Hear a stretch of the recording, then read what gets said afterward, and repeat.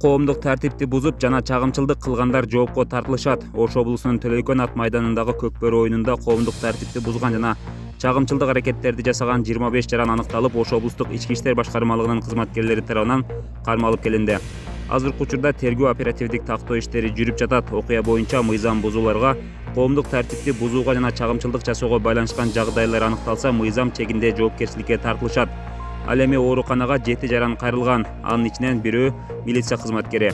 Мындан сырткары 2023 жылдын 31 август күнү саат 18:53 чамасында Көкбөрү оюнунда Ош облустук тез жардам кызматынын Ford Transit үлгүсүндөгү автоунаасынын терезелери талкалаганлыгы боюнча нөөмөт бөлүмүнө кабар келип, маалыматтык электрондук журналына катталган.